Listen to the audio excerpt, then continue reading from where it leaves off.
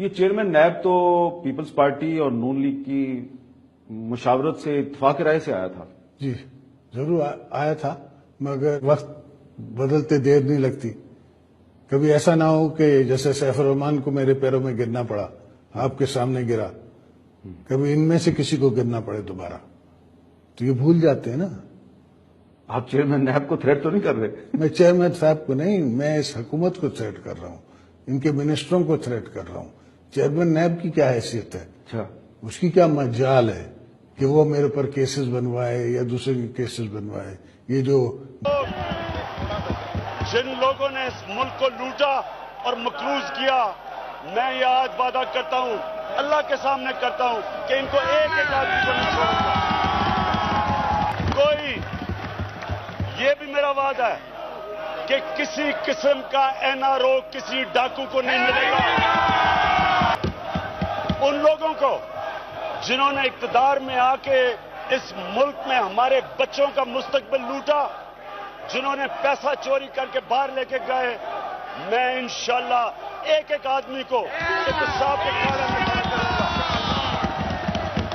ابھی آپ کو اہم خبر دیں کہ حکومت نے آصف علی زرداری کا نام ای سی ایل میں ڈالنے کا فیصلہ کر لیا ہے. وزیر اطلاعات فواد چودھری کہتے ہیں جعلی اکاؤنٹس کیس میں جے آئی ٹی میں شامل 172 افراد کے نام ای سی ایل میں ڈالیں گے. زرداری کے بغیر جے آئی ٹی رپورٹ کیسے مکمل ہو سکتی ہے؟ پاکستان پیپلز پارٹی کے شریک چیئرپرسن اور سابق صدر جناب آصف علی زرداری کی سیاسی رنگ کا سمجھیے کہ کاؤنٹ ڈاؤن شروع ہو چکا ہے. کم از کم 5 کیسز زرداری صاحب کو گھیرنے جا رہے ہیں. جناب آصف علی زرداری کا نیو یارک کے مینہٹن میں ایک اپارٹمنٹ جو انہوں نے اپنے الیکشن کمیشن میں ڈکلیئر نہیں کیا ہے. بے نامی اکاؤنٹس نیو یارک میں آج پھر صدر زرداری کے ساتھ ظلم کیا جا رہا ہے. پہلے ہی 11 سال جیل میں گزارے. چیئرمین نیب کی کیا حیثیت ہے؟ اچھا، اس کی کیا مجال ہے کہ وہ میرے پر کیسز بنوائے یا دوسرے کے کیسز بنوائے؟ یہ جو کہ یہ کیا احتساب ہے، یہ کیسا نیب ہے، یہ کیسا نظام ہے، اور یہ جو مذاق ہمارے ساتھ کر رہے ہیں. ایک تو میں واضح کر دوں کہ یہ جو جے آئی ٹی رپورٹ ہے جھوٹ اور سفید جھوٹ ہے. اس طرح ہم ان کو این آر او دے دیں. جنرل مشرف نے دونوں جماعتوں کے لیڈرز کو این آر او دیے. اب کوشش یہ ہے کہ پریشر ڈال کے ہمارے سے این آر او لے لیں. میں ان کو پیغام دینا چاہتا ہوں آج. آپ سب کان کھول کے سن لیں. آپ نے سڑکوں پہ آنا ہے، ہم آپ کو کنٹینر دینے کے لیے تیار ہیں. بشک آ کے وہاں ڈی چوک پہ کنٹینر لگا لیں، ہم بلکہ آپ کو کھانا بھی پہنچا دیں گے. آپ نے اسمبلیوں میں کرنا ہے جو بھی کھل کے کریں، جو مرضی آپ نے کرنا ہے آپ کر لیں. کان کھول کے سن لیں کہ این آر او نہیں ملنے لگا. کسی کرپٹ آدمی کو میں نہیں چھوڑنے لگا. میں یہ عوام سے وعدہ کر کے آیا تھا کہ میں اس ملک میں کرپٹ لوگوں کو جیلوں میں ڈالوں گا. جب تک ہم اس ملک میں کرپشن کے اوپر ہاتھ نہیں ڈالیں گے، میں پھر سے دہراتا ہوں، اس ملک کا کوئی مستقبل نہیں ہے.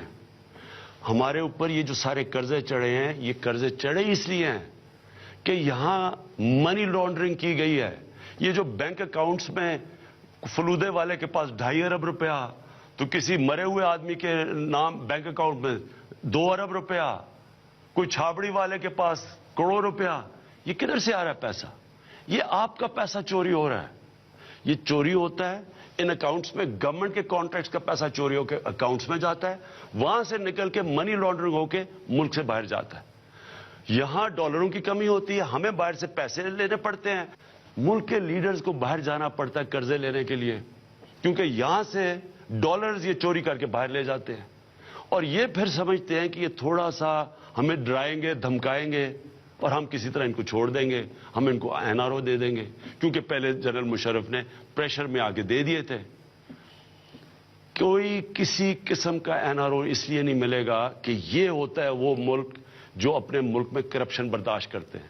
قوم مقروض ہو جاتی ہے، سارا جو بوجھ پڑے گا ان کے قرضوں کا وہ عوام کے اوپر پڑے گا. عوام پہ کیسے پڑے گا؟ مہنگائی کے ذریعے. قرضے واپس کرنے ہیں، کدھر سے ہم قرضے واپس کریں گے؟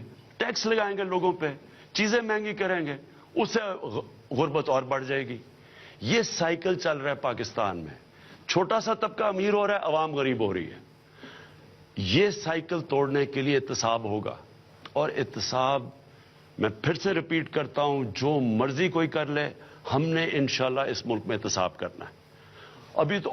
अभी तो कोई हमने हमारे ऊपर जो कह रहे हैं कि ये केसेस तो सारे पुरानी गवर्नमेंट्स के हैं, हमने तो अभी कुछ किया ही नहीं है। हम तो अभी ऑडिट कर रहे हैं, ये जो कर्जे चढ़ाए हुए हैं इनकी ऑडिट हो रही है।